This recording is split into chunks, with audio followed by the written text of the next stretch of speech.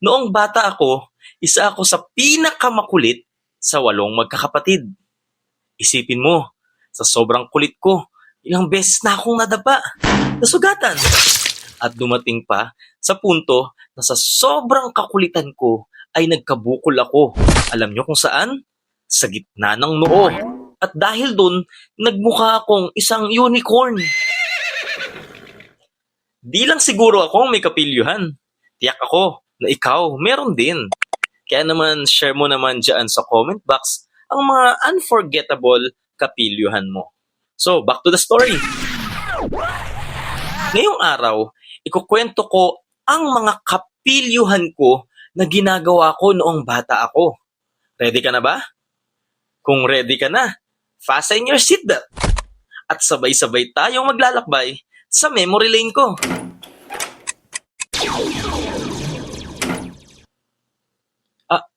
Wait lang. Parang ibang show ata to.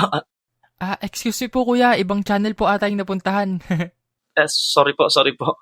Alis na muna ako. Sige po, bye-bye. Mahilig ka ba sa mga prank? O manood dito ng walang kasawa-sawa? Pues, count me in. Dahil itong ikukwento ko ay isa sa mga OG pagdating sa mga prank. Doorbell prank! Isa sa pinakalumang kapilyuhan sa prank book.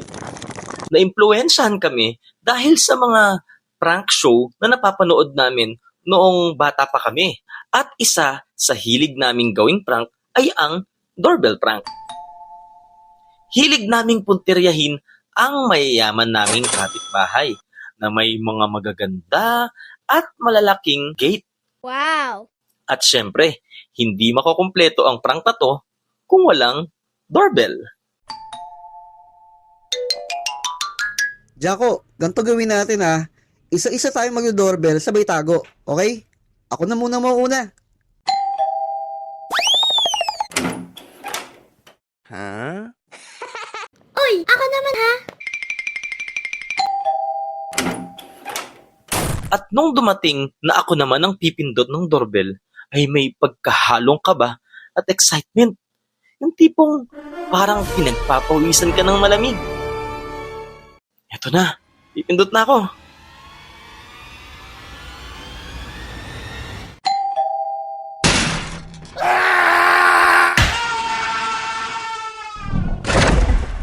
Tandang-tanda ko pa, nung bata pa ako, kasagsagan ng pagkauso ng Pogs, text card at Jolens, ay nauuso din ang paglalaban ng mga gagamba. Alam niyo ba na ang gagamba ay nabibilang sa pamilyang arachnid? Hindi insekto dahil ito ay may 8 galamay samantalang ang insekto naman ay may 6 lang. Uy, Hunyo, nandiyan ka pala. Salamat sa information ha. Ito ay madalas binibenta sa gilid ng school namin. At dahil wala kaming pambili, ay minsan kami mismo ang nanguhuli nito. Ang best time para manghuli ng gagamba ay gabi o kaya ay madaling araw para mahuli natin sila ng natutulog.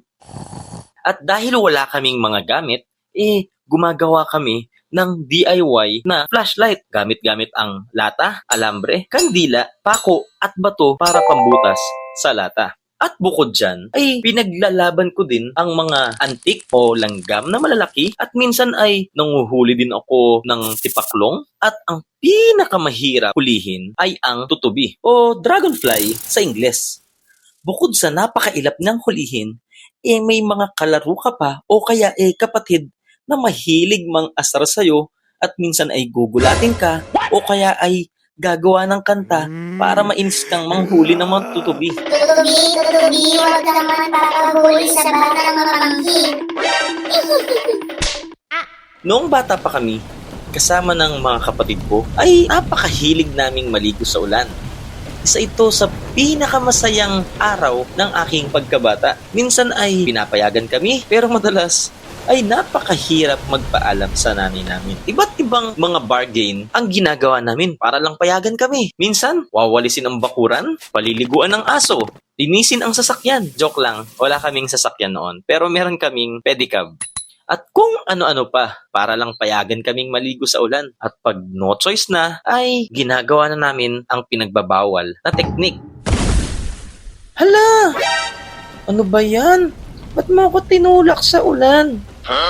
Layo, tinulak ako ni Damdam. Nabasa tuloy ako sa ulan. Hay, ayoko pa namang maligo sa ulan. At pag nakaligo na, ay iba't ibang mga laro na ang gagawin namin habang umuulan. Pagtatampisaw sa ulan, pag-uunahan ng tsinelas sa rumaragas ang tubig sa drainage o kanal.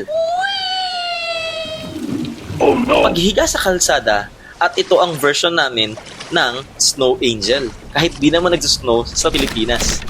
At isa sa pinakapilyong ginawa ko siguro nun ay ang pagtikim sa ulan. Isa ito sa mga trip namin. Una, tumitingala kami sa langit at ilalabas ang aming dila. Isang araw, habang good mood si mama, ay pinayagan niya akong maligo sa ulan. Basta ang susuotin ko ay ang damit na nasa labahan at napakasaya kong lumabas habang umuulan. At naalala ko, nung bata kami ay may itinurong kanta ang teacher namin. And it goes like this.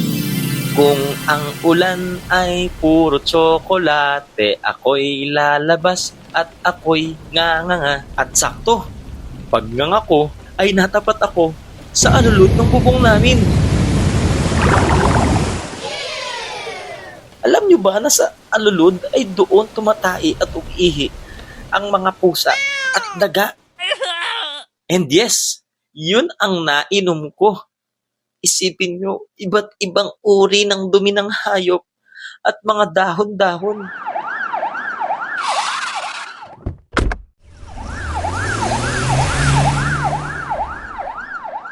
O di ba ang saya?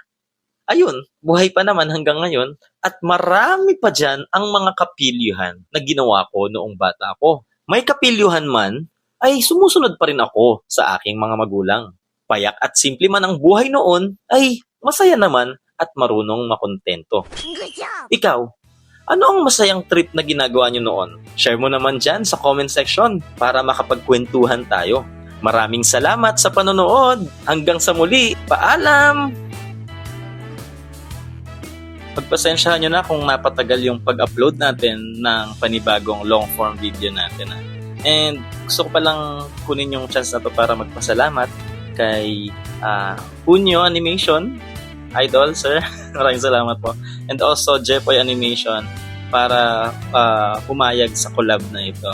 And also maraming salamat din sa mga gumawa ng mga fan art at patuloy na sumusuporta sa akin. So, maraming salamat po. Makakaasa po kayo ng marami pang content creation na gagawin natin.